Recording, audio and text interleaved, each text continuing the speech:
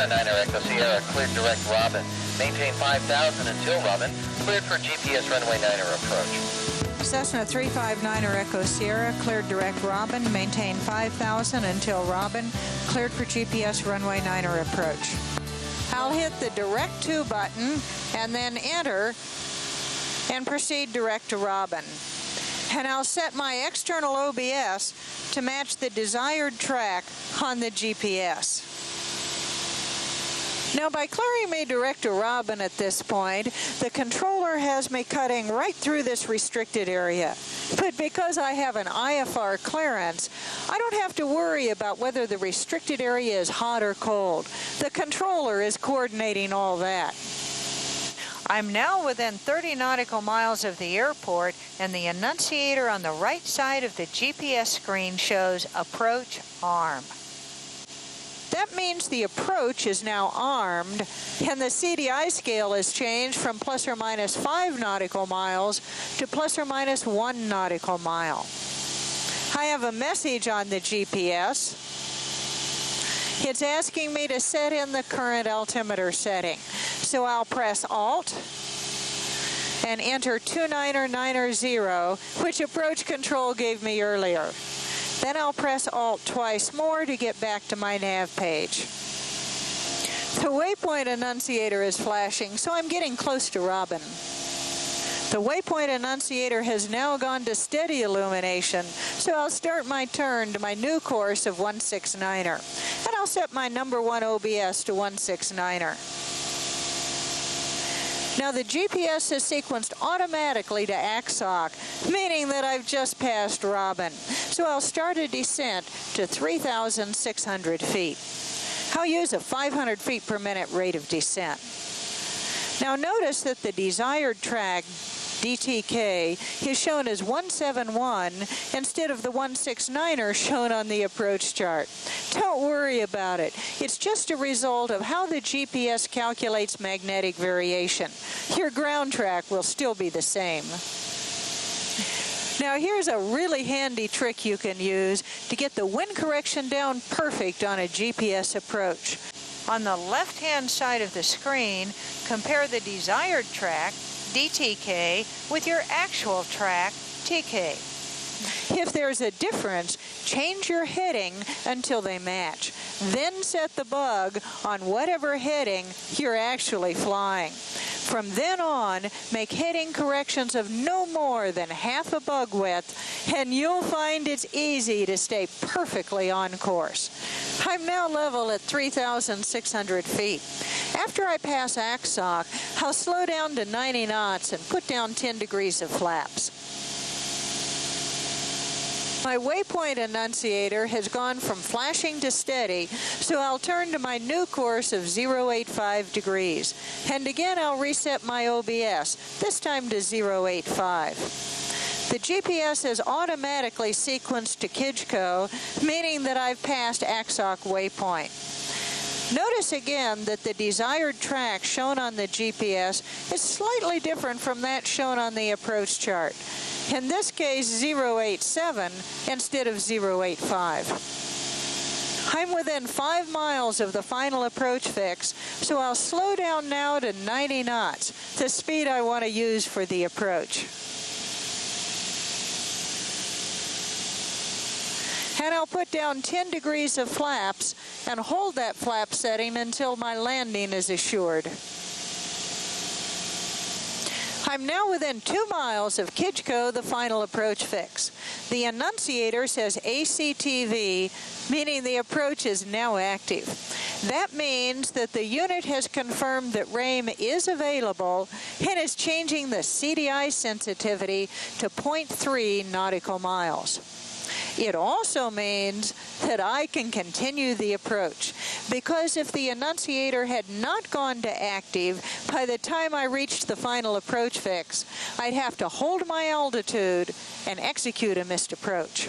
When I get to Kijko, I'll use my mnemonic, time, turn, throttle, tune, and talk, in order to remind me of all I want to do. Cessna 9 Echo Sierra, change to advisory frequency approved. Report canceling IFR this frequency. If unable, report cancellation of flight service after landing. Cessna 9er Echo Sierra. I'll click my mic to turn on the lights, and then I'll make my call.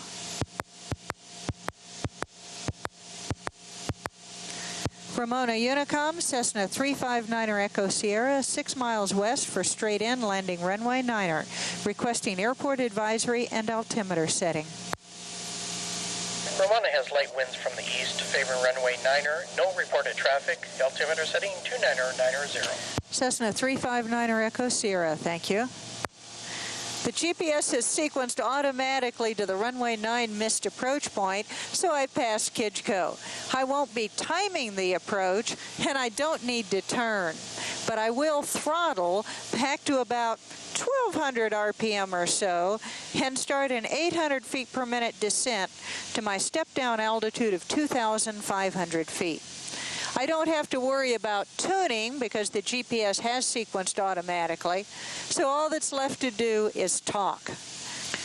Ramona traffic, Cessna 359er Echo Sierra, 5 miles west of the airport for a straight-in runway 9er, Ramona. There's 2,500 feet. I'll level off here and hold this altitude until the GPS says that I'm 3 nautical miles from the missed approach waypoint. As you remember, that's labeled Aramy on the approach chart.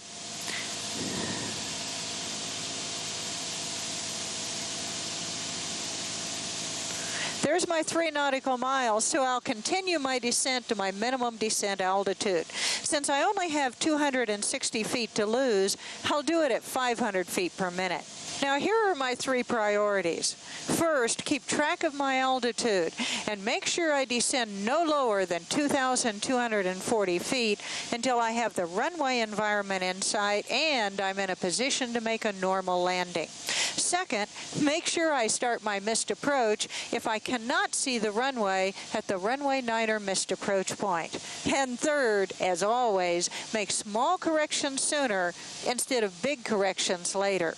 In this case, not only do I need to keep scanning my flight instruments, I also need to include the GPS and its annunciators in my scan.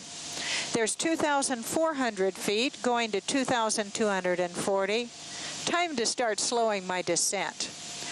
I'll include my altimeter in my scan even more often. There's 2,300 feet going to 2,240. I'm slowing my descent, and I'm ready to start leveling at my MDA. There's MDA, 2,240 feet. I'll hold this altitude until I reach the runway 9er missed approach point where I can see the runway.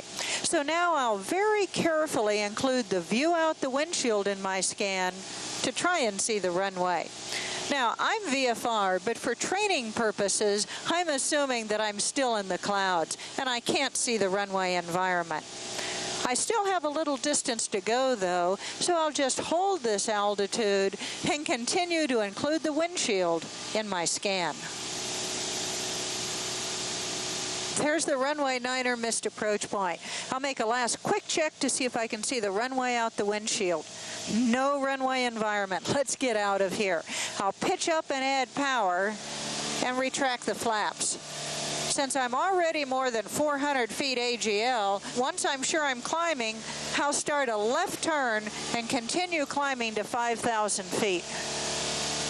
Because the GPS does not automatically sequence past the missed approach point, I'll hit direct to, and notice that Robin, the missed approach holding fix, has been nominated by the GPS as the default waypoint.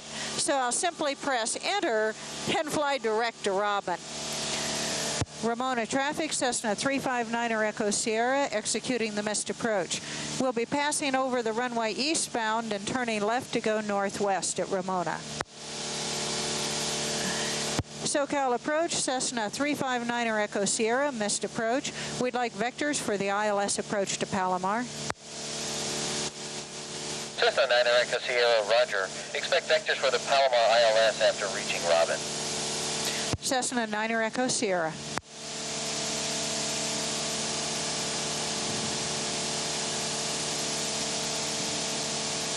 And there's my 5,000 feet.